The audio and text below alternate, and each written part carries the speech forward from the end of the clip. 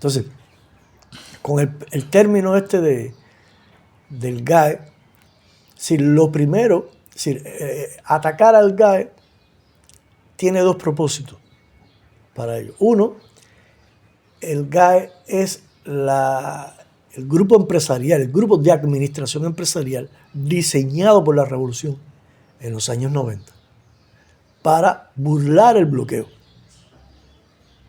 ¿entiendes? Para buscar los intersticios en los que podíamos comerciar, ingresar fondos al país. Para el país y para preservar la defensa, ¿no?, del país, la capacidad combativa. ¿Por qué? El país tiene una industria militar defensiva. ¿Cómo sostener esa industria militar defensiva? ¿Cómo sostener las Fuerzas Armadas Revolucionarias y el Ministerio del Interior en condiciones en que el Estado no tiene un presupuesto que pueda destinar a la defensa porque tiene que priorizar otras cosas? No se creó el grupo empresarial, de administración empresarial, que ha funcionado por más de 30 años. Por tanto, el desprestigiar al GAE tiene un sentido externo,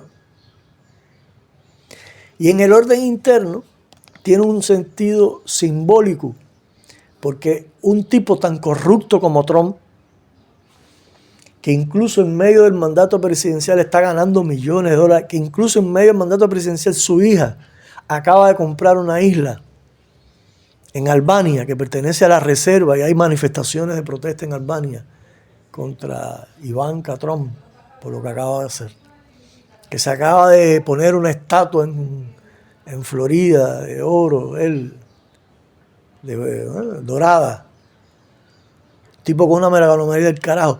Dice, habla de corrupción, y entonces aquí la gente, cuando tú usas esos términos, puede pensar, gente que no conoce, gente de nuestro pueblo, a lo que intenta confundir, que es un monstruo de la corrupción. No, es con lo poco que estamos comiendo se lo debemos al grupo de administración empresarial el GAE. Entonces, esa es la historia, es decir, es cómo ellos cómo victimizan a la víctima, de modo que en el pueblo cubano encuentren apoyo a todo lo que están haciendo. Con quien empezó Trump en la administración interior, las primeras 243 medidas de bloqueo. A ver, cuando Trump llega al poder, lo primero que hubo gente aquí que pensó que ya no había modo de incrementar más el bloqueo.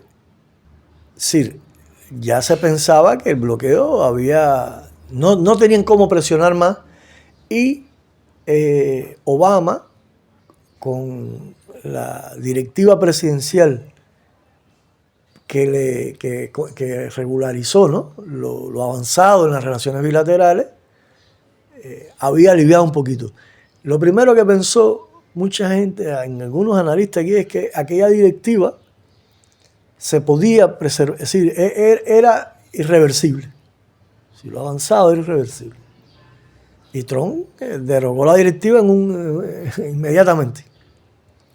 Ahora, Trump mandó un cubano no es cubano nada, a un individuo, un abogado, que estuvo vinculado a esa mafia cubana, matistiana en la Florida.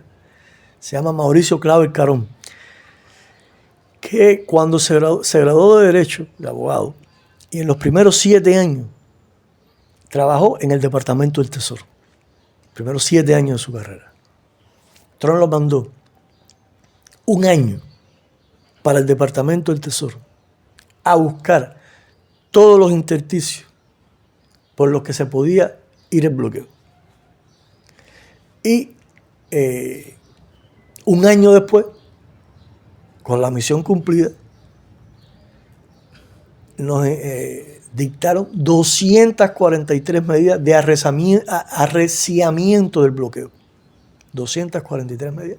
A Mauricio Clark Caló lo hicieron segundo jefe de la oficina del Consejo de Seguridad Nacional. Y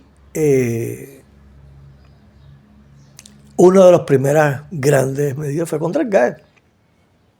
Desde entonces. Ellos lo que han hecho ahora es ir arreciando, ya no les queda mucho, entonces metieron el bloqueo de combustible, que es una cosa, ya no es ni siquiera jurídico, ya es de cañones a la fuerza. Ya no es jurídico. Ya, si ellos pasaron porque llegaron los batistianos al poder, al Departamento de Estado, y por supuesto saben que es ahora o nunca, y quieren crear un clima, primero, que genere un estallido social en Cuba y les permita el pretexto. Nadie en Estados Unidos, bueno, en la gran mayoría de la opinión pública estadounidense está en contra de una guerra contra Cuba. La inmensa mayoría del mundo está en contra de una guerra contra Cuba. Y ellos necesitan, eso es algo que ellos saben desde hace muchos años, ellos necesitan un pretexto. Y el pretexto sería una intervención humanitaria. Por eso que Trump en determinado momento habló de una intervención amistosa. Amistosa. Una intervención humanitaria, que es el esquema supuestamente moral con que justificarían la entrada de las tropas a Cuba.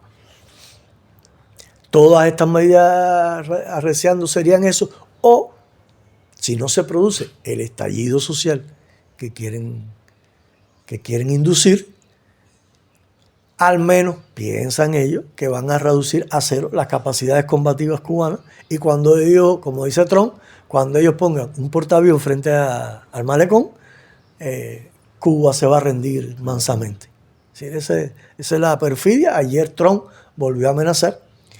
Como yo he dicho desde la primera vez, pienso, siempre digo, pudiera estar equivocado, pero desde el 25 de agosto que yo hablé por primera vez de estas cosas, dije que obviamente el atolladero que tienen en el estrecho de Hormuz no les permite concentrarse en dos conflictos a la vez.